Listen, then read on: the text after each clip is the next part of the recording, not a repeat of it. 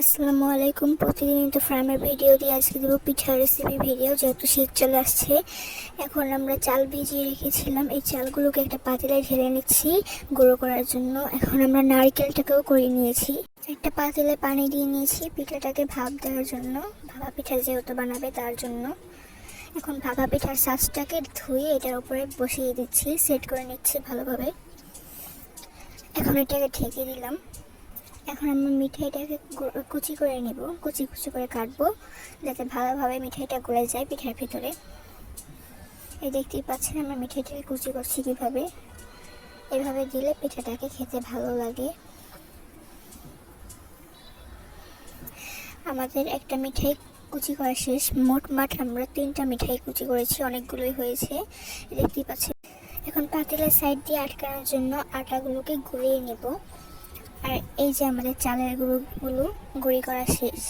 আর এখন এখানে একটু চালের গুঁড়িও মিক্স করা হয়েছে যাতে শক্ত হয়ে থাকে, পাতিলের সাইডে লাগালে নাহলে তো ভাপটা বের হয়ে যাবে। ভাপটা যাতে না বের হয় তার জন্য সাইড দিয়ে প্রলেপের মতো লেপে দিচ্ছে এটাকে।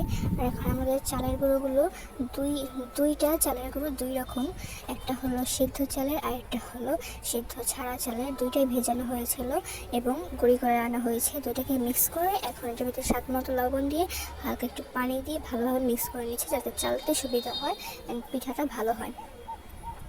দেখতেই পাচ্ছেন খুব ভালোভাবে মিক্স করার পর এখন আমাদের চালনির সাহায্যে এটাকে ছেঁকে নিচ্ছি, চেলে নিচ্ছি এটাকে। আমরা চালা শেষ হলে এখন এটা আমরা পিঠা বানানো শুরু করে দিব। মিঠাই কুচি করা আছে এবং নারিকেলের কুচি করা আছে। এখন 3টা ছাঁচের মধ্যে আমরা পিঠাটাকে ভরে নিব। মিঠাই ও নারকেল দিয়ে দিল, এটাকে আমরা 2টা লেয়ারে দিব। আবারও নারকেল এবং মিঠাই দেওয়া হচ্ছে, 2টা লেয়ার দিলে খেতে ভালো লাগবে। যারা মিঠাই কম খায় তারা মিঠাই কম দেবে।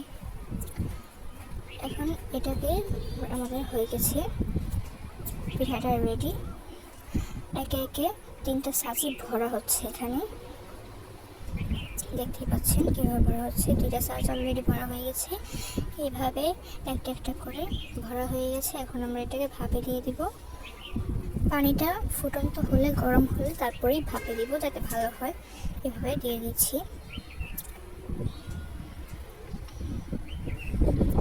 দেখতেই পাচ্ছেন কীভাবে দেওয়া হলো, তারপর ঢেকে দিব। একে একে এইভাবে সবগুলো পিঠা বানানো হবে।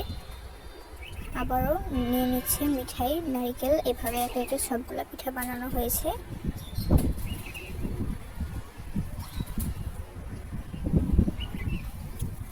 আগের পিঠাগুলো হয়ে গেছে, দেখতে পাচ্ছেন কি সুন্দর হয়েছে, একটা পিঠাও ফাটেনি, খুব ভালো হয়েছে। এভাবে সবগুলো পিঠা করে নেবেন।